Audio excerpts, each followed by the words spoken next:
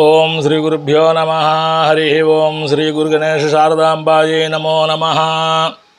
ఓం గురు బ్రహ్మ గురుర్విష్ణు గురుదేవో మహేశ్వర గురు సాక్షాత్ పరబ్రహ్మ తస్మై శ్రీ గురవే నమ.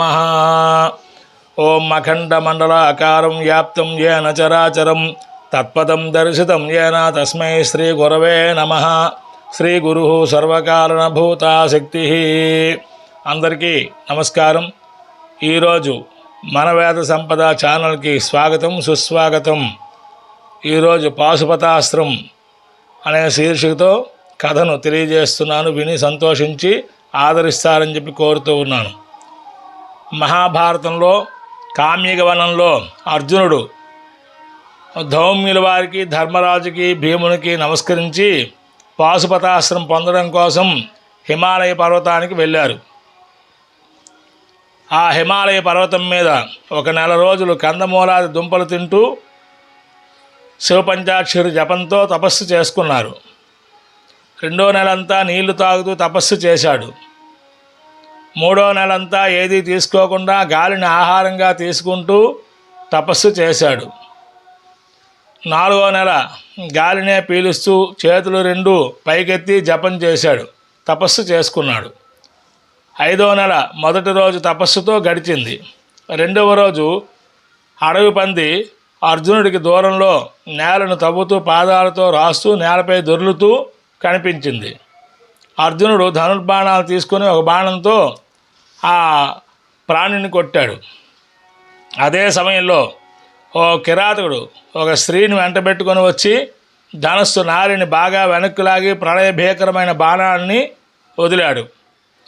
అర్జునుడు వేసిన బాణము కిరాతకుడు వేసిన బాణము ఒకేసారి ఆ జంతువుకు తగిలి ప్రాణాలు వదిలింది. కిరాతకుడు అర్జునుడి వద్దకు వచ్చి, నేను ముందుగా వేటాడుతూ వచ్చాను, నీవు ఎందుకు వేటాడావు అని అడిగాడు. నీ అహంకారాన్ని ఇప్పుడే నా బాణాలతో అనగొడతాను అని ఆ కిరాతకుడు పెద్ద పెద్ద బాణాలతో విజృంభించి అర్జునుడిని గాయపరిచాడు. అర్జునుడు కూడా గొప్ప బాణవర్షాలతో మంటలు కక్కే బాణాలతో ఆ కిరాతకుడిని గాయపరిచాడు. అర్జునుడు చూస్తుండగానే ఆ కిరాతకుడు వేల మందిగా మారాడు. మళ్ళీ ఆశ్చర్యంగా అన్ని శరీరాలు ఒక్కడిగా మారాయి. అర్జునుడు రోషంతో బాణాలను వేస్తూనే ఉన్నాడు. కిరాతకుడు సూక్ష్మరూపాన్ని ధరించాడు. మళ్ళీ అప్పటికప్పుడే కొండంతగా మారాడు. అప్పుడు అర్జునుడు మరింత ఆగ్రహంతో వాయువ్యాస్త్రాన్ని ప్రయోగించాడు. ఆశ్చర్యం, ఆ అస్త్రం విఫలమైంది. అర్జునుడు మరింత వేగంగా గొప్ప గొప్ప శలభాస్త్రాలను రాళ్లను కురిపించే పర్వతాస్త్రాలను గుప్పించాడు. ఆ కిరాతకుడు వాటిని మృంగివేశాడు. అప్పుడు అర్జునుడు బ్రహ్మాస్త్రాన్ని ప్రయోగించాడు. బ్రహ్మాస్త్రం మహా తేజస్సుతో నిప్పులు గక్కుతూ వెళుతున్నది. ఆ సమయంలో లోకాలన్నీ క్షోభించాయి. మహా అగ్ని జ్వాలలతో వెళుతున్న ఆ బ్రహ్మాస్త్రం ఆ కిరాతకుని చేరి చల్లబడి అతనిలో లీనమైపోయింది. బ్రహ్మాస్త్రం నశించేసరికి అర్జునుడికి చాలా భయం వేసింది.